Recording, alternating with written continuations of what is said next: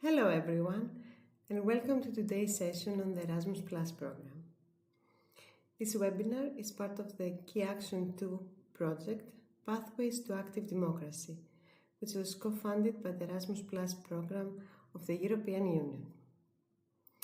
Whether you're completely new to this EU initiative or already have some experience, I hope by the end of this webinar you'll feel inspired and equipped to engage more deeply with Erasmus Plus opportunities.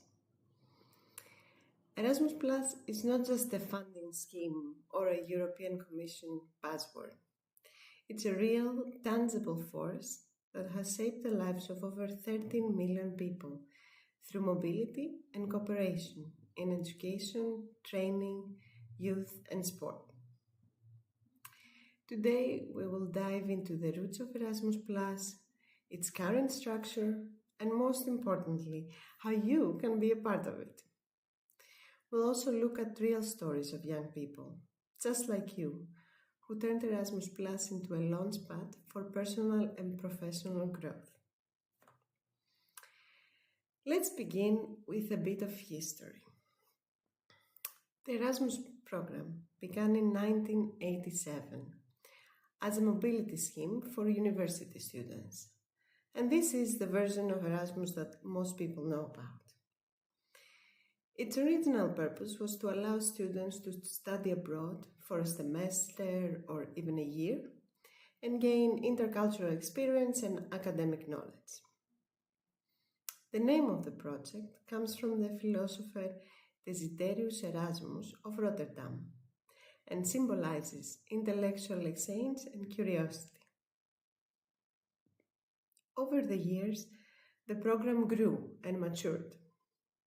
It began to include vocational education, adult learning, and youth programs. In 2014, a major change happened. All these different initiatives were merged into a single umbrella program called Erasmus+. This unification helped streamline processes, increase cooperation, and expand access to a lot more people. Currently, we are in the 2021 to 2027 cycle.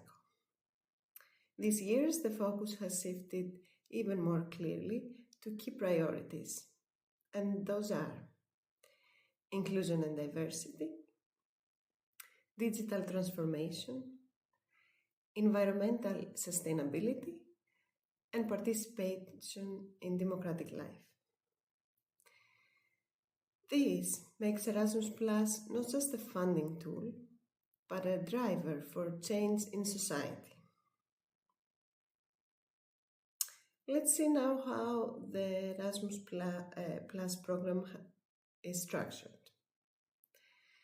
Currently, Erasmus Plus is organized around three key actions. Key Action 1, or KA1, is all about learning mobility of individuals. This includes youth exchanges, training courses, job shadowing, and volunteering. Key Action 2, KA2, like the project that this webinar is created from, supports cooperation among organizations and institutions. This is where we find cooperation partnerships, small-scale partnerships, and capacity-building projects. It's about developing innovation, improving practices, and forming lasting connections and networks. And finally, Key Action 3 deals with support for policy development and cooperation. These projects promote dialogue between young people and policymakers. Imagine youth dialogues, structured debates, and consultations. In addition to these three key actions, Erasmus Plus supports also some other projects like the Jean Monnet activities that focus on European integration in higher education, Discover EU, a project that we'll talk more about later, and sport projects that use physical activity as a tool for social inclusion. Each part of the Erasmus Plus has its own application process, eligibility criteria, and different goals. But all of these fall under one umbrella, the umbrella of education, cooperation, and inclusion. So let's see now, what does Erasmus Plus offer you as a young person? Let's see the most relevant opportunities for young people, but also for people who may not be so young anymore, but they work with young people, what we call youth workers. So first of all, we have youth exchanges that are part of the Key Action 1. These are short-term exchanges from 5 to 21 days, where groups of young people from different countries can come together in one place and learn about topics like diversity, the environment, entrepreneurship, or digital skills, and many, many more. You do not need prior experience or any special qualification. You just need enthusiasm. All of the activities are non-formal. It could be workshops, role plays, games, outdoor activities. And all the activities are designed and also facilitated sometimes by the young people themselves. Then we have training courses, also part of the Key Action 1. Those are designed for people who work with young people. So youth workers, trainers, and educators of any level of education. These offer a space for skill development, for learning new methodologies and networking. For example, you can think of a training course on storytelling or digital media or inclusion techniques in youth work. So people who work with people can join these projects, enhance their skills, share their best practices with each other, and form new ways of working together. Then we have the European Solidarity Corps, or ESC. This is an EU initiative that allows young people from 18 to 30 years old to volunteer abroad or even in their own country. In this type of project, the duration can last from 2 weeks for short term to 12 months. And it can cover multiple topics like protecting the environment, offering support to other young people, cultural work, and more. In this project, accommodation, food, and insurance are covered. Then we have youth participation activities. These can be either local initiatives or transnational initiatives, so between a few countries. And their goal is to empower young people to get involved in democratic life. A lot of people nowadays feel like their voices are not heard and that voting alone doesn't really change a lot of things. And they have minimal connection to the people who make the decisions about them. So you can imagine the impact a project that works on running a campaign to promote youth voting or to organize a community dialogue about mental health between young people and people who make decision makers and other institutions in their local context. Then, lastly, we have Discover EU. This one is mainly for people who are just turning 18 years old. You can apply every year. There is an application deadline, and you can apply for it. If you are selected, you can get a free travel pass to explore Europe by train, learning along the way. This promotes European identity, independence, and learning through travel and meeting new cultures. Discover You has expanded a bit, and it's not just for 18 years old anymore. There's another option. You can, along with an organization, or if you can create an informal youth group, you can apply as a group to travel Europe with a free travel pass. As I said, these programs are not just for formal NGOs and organizations. Young people can form what we call informal groups of young people, and they can apply too. That means, if you have a group of 5 friends or colleagues or students in the same class that you have a great idea together, you can get funding for a youth exchange or another type of project.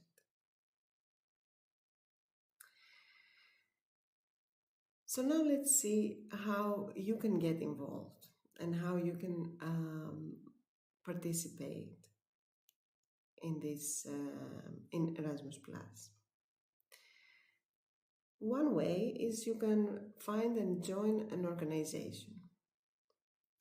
Many of the Erasmus+ projects that I mentioned are run and organized by NGOs or youth centers, schools, or even your municipality.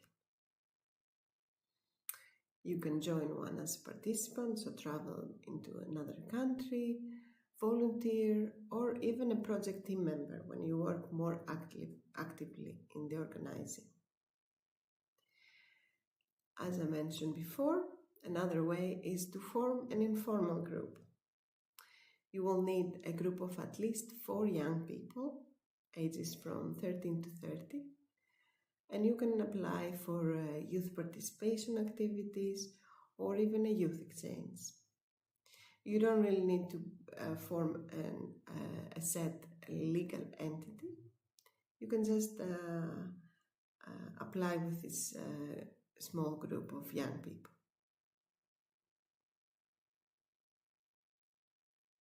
Another way you can participate in Erasmus+ opportunity is to log into Salto Youth. There you can find a lot of training opportunities, and you can also look up different organizations and partnerships. If you're interested in finding more about the Discovery EU or the ESC opportunities, you can find the European Youth Portal website and apply there or find out more about it. Then, another way to get involved is through your national agency. Every country has its own national agency. Those are the link between the Erasmus+ project and a program and all the other organizations. So they can help you with information, support you in application if you want to apply to get funding, and even offer training in the form of TCA, so activities that are focused on people who work with organizations and want to increase their skills. Then, let's say you have your youth group, you have your idea, and you need to find other organizations to join you in your project. Of course, you can do it in a more informal way during training courses or from people you already know, but you can also use platforms like Odlas, which is part of the Salto Youth website, and it's a partner finding tool. or even at conferences or any other institution you might have access to. In order to participate, you do not have to be an expert. Everyone in Erasmus Plus learns as they go, with the support and mentorship of people who have been there before, who have done it already. You can find a lot of information and support online. There are many guidebooks, webinars like this one, and also communities that are really open to help. Usually people just go into their first project without knowing so much, and that is perfectly fine. And newcomers are always welcome to join. So let's make this more real, this participation, these opportunities more grounded into reality with some actual stories that we have from our organization. So,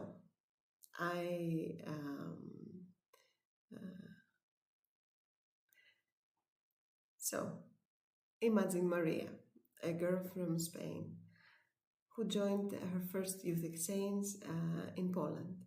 It was a program about media literacy. Maria had never traveled alone. It was a very new experience to organize a trip, going to a new country, into a new small town that she would probably never been to without joining this program. And she had a week filled of activities and new knowledge and skills. That experience gave her a lot of confidence and a lot of inspiration, because during the project they had the opportunity to create their own podcasts. So when she came back to her own country, she decided to start a podcast on her own about her hometown and about the young people there. Later, she wanted to learn more about these digital skills and how she can get even better and also help other young people to improve their skills. So she joined a training course on digital skills as well. So from this small step of applying and accepting the challenge of traveling by herself to another country, she started this snowball effect that led her to have her own little project in her country and getting more people to join.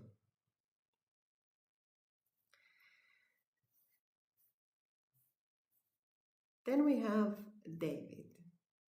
David is from Germany, and he volunteered through ESC in a refugee center in Greece.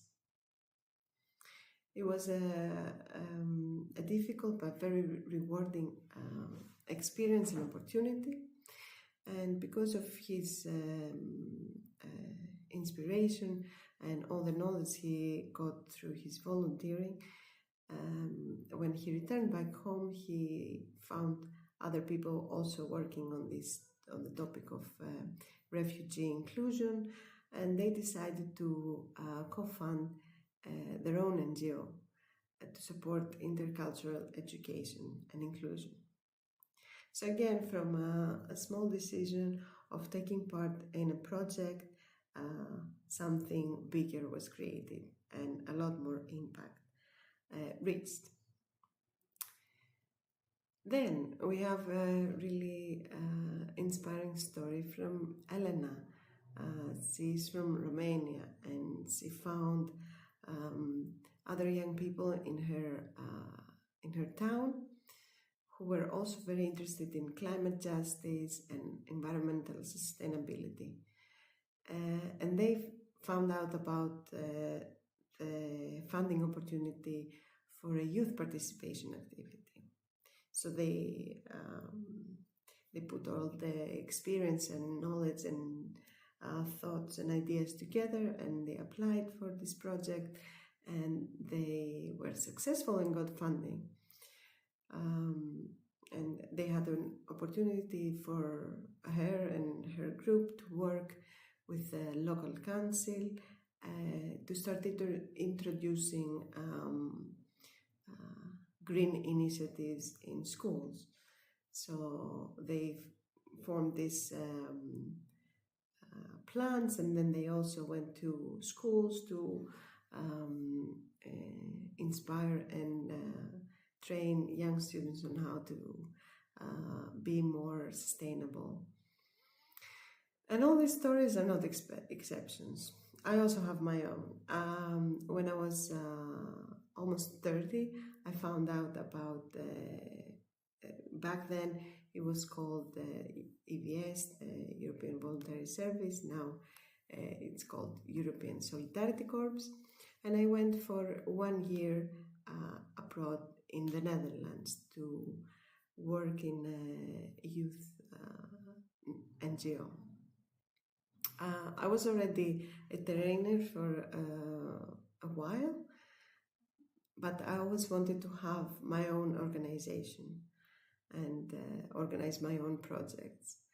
And during this experience, I had like a first-person view on how an organization works from the like behind the scenes. And that year, I have to say, was one of the most impactful years as far as my professional development goes. So I had an opportunities to apply for projects, run projects from the whole project management side, facilitate youth exchanges and training courses, and also take part in projects of different types of different topics, which was really important for me to find out which topics speak to me and I find more important. And after I also made, that was the other, let's say, positive experience. I also made lots of important connections with other people working in the youth work sector, other trainers, other facilitators, a lot of different methods, from storytelling to body movement to outdoor education.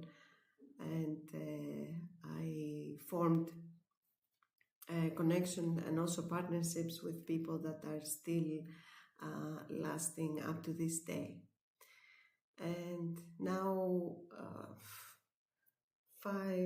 almost 6 years after my experience, I have myself an NGO, and I still put in practice a lot of the things that I learned during my ESC in the Netherlands. And all these stories, as I said, are not exceptions. Erasmus Plus has created over 13 million stories like this since its beginning in 1987. Of course, it doesn't mean that if you go to a project, if you join, let's say, Youth Exchange, then you have to necessarily keep working in the youth work sector. It could be that you get inspired, you get some skills, you get some intercultural experience, and then you bring that in your own context. So it can also be, I have a very good friend of mine who is a teacher of primary school students, especially in the Roma community. She works specifically there, and she had the opportunity to do a training course along with some job shadowing in another European country. And that was very interesting for her because she could see how other educational systems work, get inspired, share practices with other teachers and with other educators, and come back a bit more refreshed and dedicated to her own job. And it doesn't stop there. There have been quite a few studies that focus on the impact of the Erasmus Plus program, and then these studies show that participants improve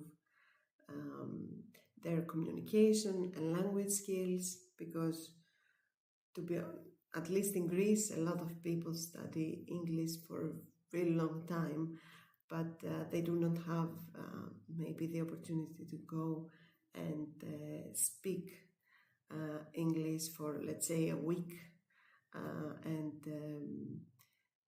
the whole day speak English and speak about different important topics. So that is something that most people improve, because they do like real life practicing of the language, but also learning other languages. For example, I know a lot of people who, because of the projects they have joined, they have started to learn like a third foreign language apart from their own, and English. And usually we all end up learning a few words from all the different countries participating in a project. Then another thing that improves because of the Erasmus Plus program is cultural awareness. First of all, you travel to a different country, you get to know that country a bit better than if you would just go as a tourist, because you're also connecting and meeting local people, but also you can understand a few differences better again, because you work and cooperate with people from different countries. Also, a lot of projects incorporate an intercultural night where people can present their countries, present something, some interesting facts that maybe we do not know, not just the usual things, and also try a little bit of the cuisine of its country. Then another very important aspect that improves a lot through the Erasmus Plus program and participating in the program is civic engagement.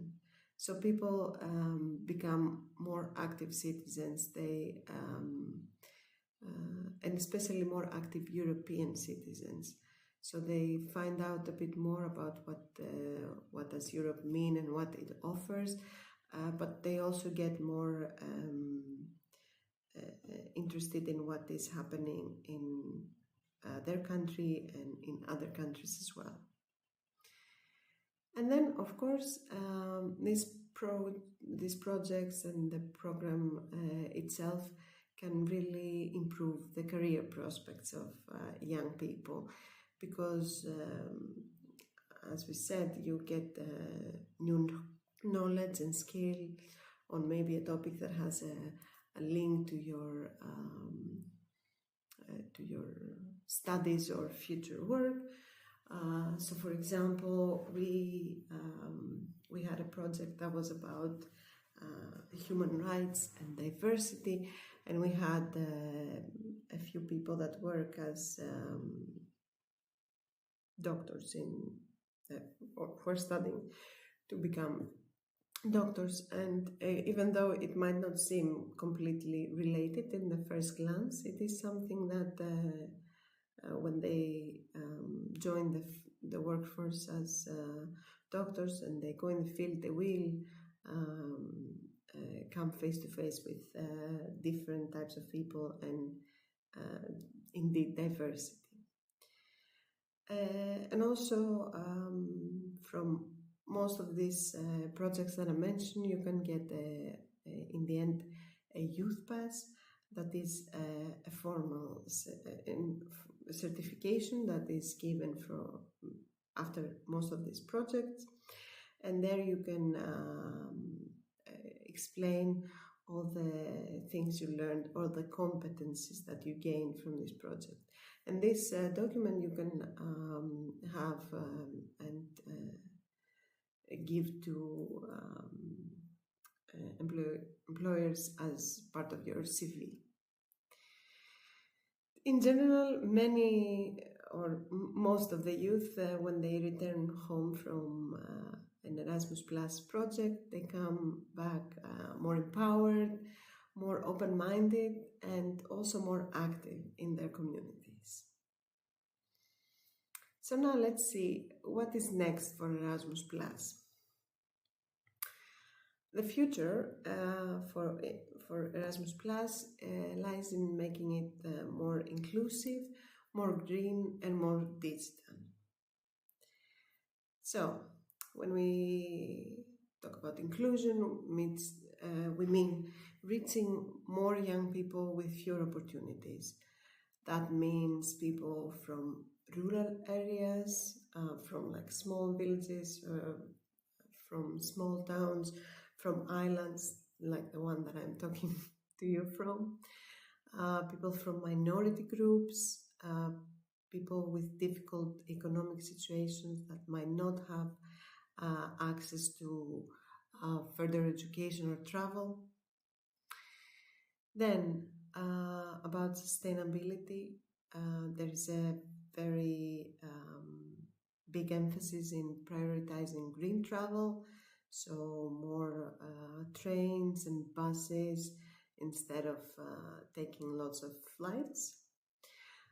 Projects that are eco-conscious, so in their planning and execution they take into account sustainability and they create and build practices that are more environmentally friendly. And climate awareness, so at the same time making people who join more aware of the climate crisis and what we could do about it.